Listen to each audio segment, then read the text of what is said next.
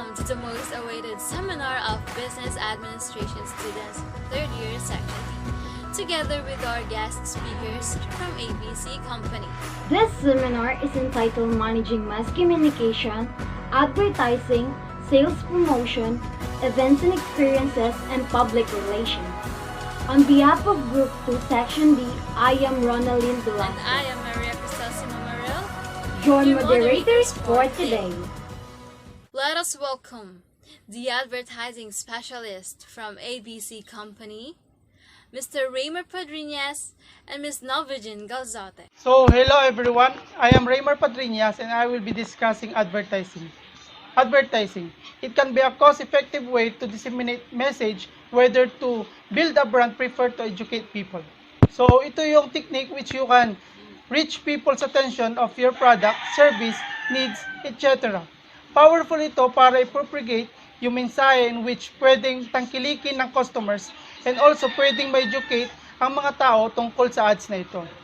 Sa pag-develop ng ads program, mayroong 5 major decision which known as 5Ms.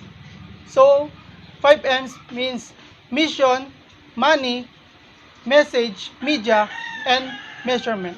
Sa mission, ano nga ba ang objective at goals mo sa advertising na ito? Next is money. Dito naman kung ilan ang i-spend mong pera. At message, ano nga ba ang mensahe ng iyong ads? Sa media naman, anong type ng media ang gagamitin? At measurement, how would you evaluate the result? So next one is advertising objective or goal. It is a specific communication task and achievement level to be accomplished with a specific audience in a specific period of time. It is your goal you want to achieve in your advertisement wherein it may accomplish with a specific audience in a specific period of time. It can be classified according to whether they aim to inform, persuade, remind, or reinforce. So we have 4 types of advertising. First one is informative advertising.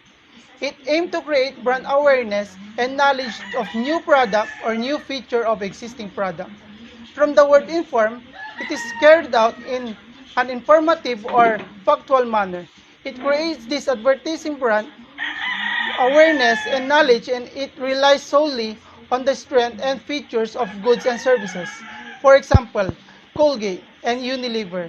These brands, they focus on key product benefits. Next one is persuasive advertising. It aims to create liking, preference, conviction, and purchase of a product or a service. As the name suggests, will technique or wherein you persuade or convince the customer para sila ay mag-purchase. Mostly ginagamit ito may emotions. Next one is reminder advertising. It aims to simulate repeat purchase or of product and services. Most powerful and effective marketing technique din ito wherein ginagamit ito sa isang brand para ma-retain ang target customer. An example na lamang nito is the Coca-Cola. Alam mo na agad na Coca-Cola yon pag nakita mo yung color niya which is yung white and red. And the last one is reinforcement advertising. Aims to conceive current purchaser they made the right choice. The purpose of this advertising is to maintain the market share. This advertising intended to reassure purchasers that they gave done the right choice and get the best result and satisfaction from its use. Example is the automobile ads, which satisfied customer enjoying feature of their new car. Next one is factors affecting budget decision. Here are 5 specific factors to consider when setting the advertising budget. First one is stage in the product life cycle. New product, syempre meron siyang mailalaan na malaking halaga sa ads, syempre para makabuild ng awareness and makagain ng customer to try their product. Pero yung mga established brands, usually lower budget na lang ang inilalaan. Next one is the market share and consumer base. High market share brand usually require less advertising expenditure as a percentage of sales to maintain share. Building share by increasing market size requires larger expenditure. Next one or third one is competition and clutter. If there are high amount of competitors in your industry, so mas kailangan mo i-advertise and yung brand na yon creative and heavily to be heard by the customers. Fourth one is advertising frequency. Ito naman syempre, if ilang beses mo in-advertise yung brand sa customer, it is obviously may impact ito sa advertising budget. And the last one or fifth one is product substitutability. Yung mga brands na less differentiated like products na beer, soft drinks, banks, and airlines, syempre mas required to have a heavy advertising to establish unique image. Advertising elasticity. Predominant response function for advertising is often concave but can be S-shaped.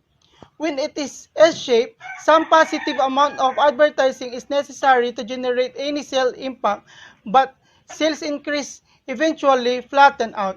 In short, advertising elasticity can measure of advertising campaigns effectiveness and generating new sales.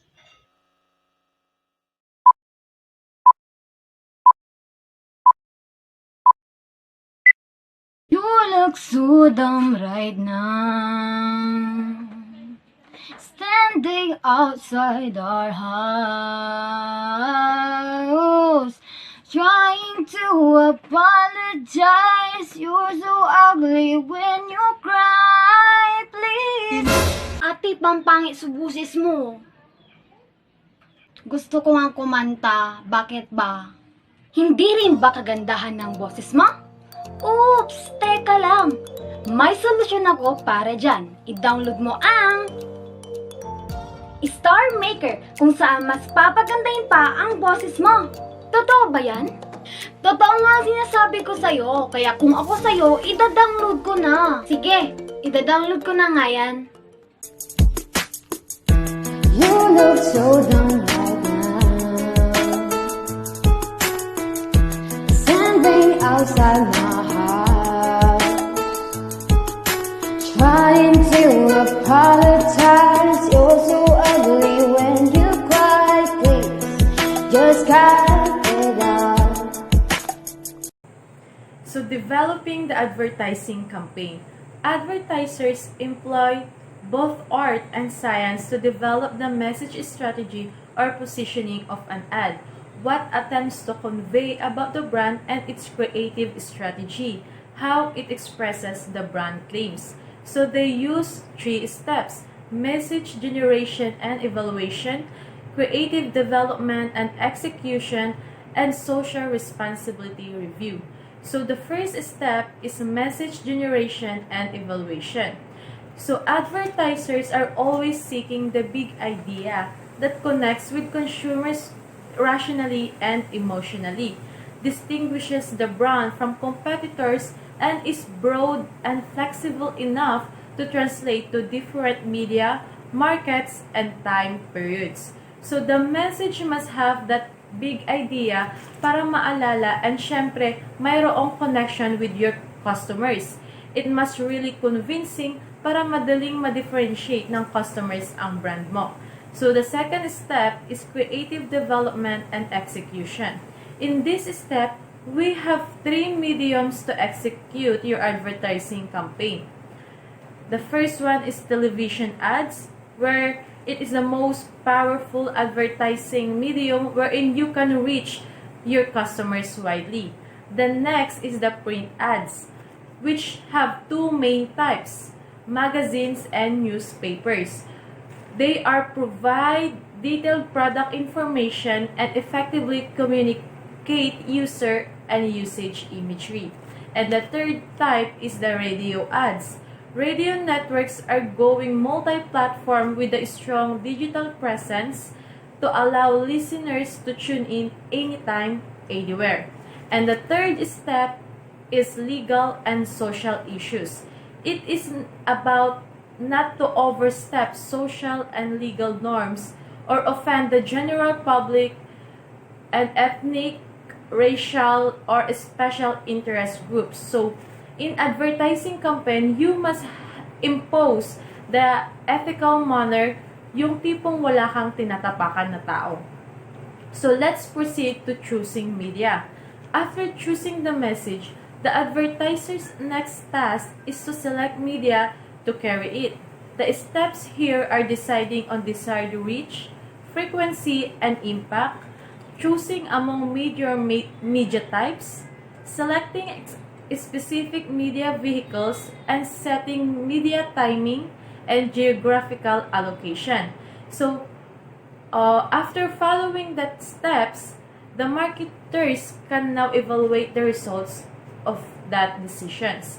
So before we discuss the following steps in selecting media, let's define first what is media selection. So media selection is finding the most cost-effective media to deliver the desired number and type of exposures to the target audience and response from the target audience. So, importante itong media selection because it will influence the impact and cost of advertising. The target audience also be identified. So, importante itong media selection because it will influence the impact and cost of advertising. The target audience also be identified. So, an advertising campaign cannot contribute to success unless the target audience is exposed to it. So, the purpose of media selection is to transmit the message of advertising to the target audience effectively and economically. So, the effect of exposures on audience awareness depends on the exposure's reach, frequency, and impact, wherein reach uses the symbol R is the number of different persons or households exposed to a particular media schedule at least once during a specified time period. Next is the frequency, which uses the symbol F, which is the number of times within the specified time period that an average person or household is exposed to that message. And last is impact, which uses symbol I, which is the qualitative value of an exposure to a given medium. Like a food ad should have a higher impact in Bon Appetit than in Fortune magazine, like that. So the relationship between reach, frequency, and impact is captured in the following concept. The first one is the total number of exposure, and the second one is weighted number of exposures. So, total number of exposure, this is the reach times the average frequency, and also called as the gross rating points. Then, the weighted number of exposure, this is the reach times average frequency times average impact. So next is choosing among major media types. So the media planner must know the capacity of the major advertising media types to deliver reach, frequency, and impact. Media planners make their choice by considering such as target media habits, product characteristics, message requirements, and cost. So there must be a place advertising options. So first, let's define first what is place advertising. Place advertising or out of home is a broad category including many creative and unexpected forms to grab consumers' attention where they work, play, and of course shop. So popular options includes billboards, public spaces, product placements, and point of purchase. So billboards, these are colorful, digitally produced graphics, backlighting, sounds, movement, and unusual even 3D images. So public places, these are ads that appearing in such unconventional places as movie screens, airplane bodies, and fitness equipment, as well as in classroom, sports, arenas, office, and hotel elevators and other public places. Then the product placement. Marketers pay huge amount of money so their products will make appearances in movies and on televisions. And next is the point of purchase, which is the appeal of point of purchase advertising is that consumers make many brand decisions in the store. There are many ways to communicate at the point of purchase or POP, including ads on shopping carts, cart straps, aisles and shelves, and in-store demonstration, live sampling, and instant coupon machines. So next is evaluating alternate media. So non-traditional media can often reach a very precise and captive audience in a cost-effective manner. With ads anywhere, consumers have a few seconds to notice them. The message must be simple and direct. Next step is the selecting specific media vehicles. So the media planner must choose the most cost-effective vehicles within each chosen media type. So, for example, the advertiser who decides to buy 30 seconds of advertising on network television can pay a huge amount for a new show and even for a popular primetime show, like that. So the next step is selecting media timing and allocation. In choosing media, the advertiser makes both a micro-scheduling and a macro-scheduling decision. So macro-scheduling decision relates to seasons and the business cycle, while the micro-scheduling decision calls for allocating advertising expenditure within a short period to obtain maximum impact. The chosen pattern should meet the marketer's communication objectives and consider three factors: the buyer turnover, purchase frequency, and the forgetting rate. So buyer turnover expresses the rate at which new buyers enter the market. The higher this rate, the more continuous the advertising should be. Next is the purchase frequency, which is the number of times the average buyer buys the product during the period. The higher the purchase frequency, the more continuous the advertising should be. And last is the forgetting rate, which is the rate at which the buyer forgets the brand. The higher the forgetting rate, the more continuous the advertising should be. So in launching a new product, the advertiser must choose among continuity, concentration, flightening, and pulsing. So let's define these four types. So continuity means exposures appear evenly throughout a given period. Concentration calls for spending all the advertising dollars in a single period. Flightening calls for advertising during a period followed by a period with no advertising, followed by a second period of advertising activity.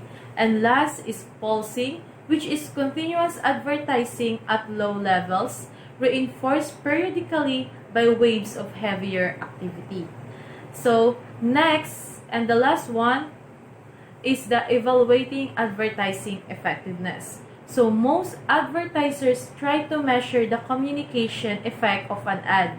That is its potential impact on awareness, knowledge, or preference. So, and of course, to measure its sales effect. So, there are two types that are used to evaluate advertising effectiveness. The first one is communication effect research, which is also called as copy testing, seeks to determine whether an ad is communicating effectively. The second one is the sales effect research, which is the sales impact is easiest to measure in direct marketing situations and hardest in brand or corporate image building advertising. So, there are formula for measuring different stages in the sales impact of advertising. So, a company's share of advertising expenditures produce a share of voice. Share of voice, or the proportion of company advertising of that product to all advertising of that product. So, that earns a share of consumers' minds and hearts, and ultimately a share of market. Thank you so much, Mr. Remer Pedrinas and Ms. Nova Jingle Flore for the powerful presentation. And the next speaker, the sales specialist, Ms. Kimberly Tres-Quinto, who will talk about managing mass communications, sales promotion.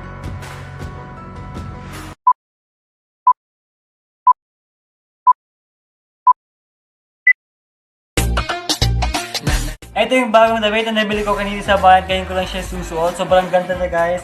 Tignan. Sira na naman What? Sira na naman?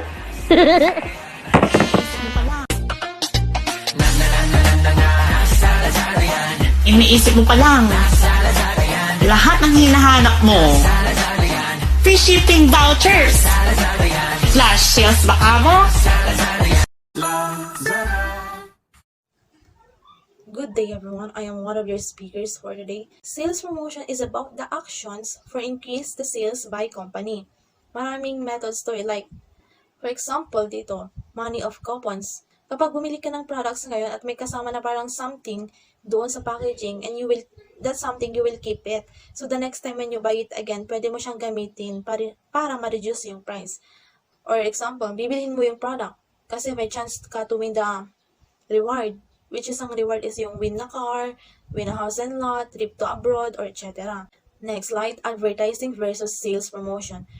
Advertising. A reason is afraid to buy. It's like a permanent strategy. Dito kasi pinapakita niya kung anong mga needs and wants mo para ma-persuade ka to buy product or services, in which is worthy yung attention. Sales promotion, an incentive is afraid to buy. Dito naman mga incentive like discount, freebies, and etc. Kaya ka namang motivate to buy and try the product. Advertising, effective in the long term. For long term, kasi nagbibuild siya ng strong emotional connectivity between buyer and the product or services. Sales promotion, effective in the short term. Dito naman, short term, kasi yung sales promotion ng product is limited yung time frame niya. Advertising, attract the ultimate consumers. It's like you're attacking the attention of your potential customers, ganon. Sales promotion, attract not only consumers but retailers, wholesalers, and sales force. Advertising, building up brand loyalty, continuity, and brand switch.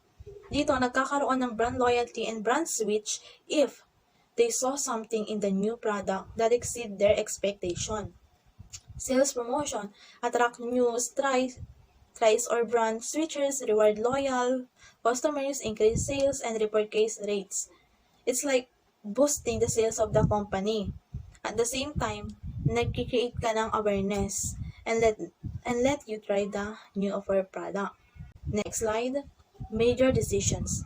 In using sales promotion, there are 6 major decisions that a company must do. Number 1, establishing objectives. It's like planning, knowing your goods. Number 2, selecting consumer promotion tools. What are your tactics or activities you plan and to execute persuade consumers to buy the product or services? For example, mga price off, offer, loyalty card, discount. Number 3, selecting trade promotion tools. So number 3, sales promotion is directed at the distribution channel. It's like encouraging your retailers or wholesaler to promote or feature the product instead of promoting other product. Number 4, selecting business and sales force promotion tools. Ito yung encouragement incentive na binibigay sa mga salespeople or yung mga employees mo para makabenta pa ng mas maraming products or services. Ito yung mga may mga targeted sales or mga quota ng mga employees. Number 5, developing the program. Nagkakaroon dito ng mga pre-tests, if the plan will work, sineset yung mga duration of promotion, what kind of incentive ba na i-offer, ganun. Number 6, implementing and evaluating the program. Magkakaroon ng lead time. Sales promotion objective, derived from communication objectives which derive from basic marketing objectives for the product. Hindi lang yun, may mga nag-introduce na rin siya ng new product, nag-attract din siya ng mga bagong customers, pinapersuade yung ibang customers to buy more, help firm to remain competitive, in-educate niya yung mga customers, and nag-stimulate siya ng sales. Next slide. Selecting consumer promotion tools.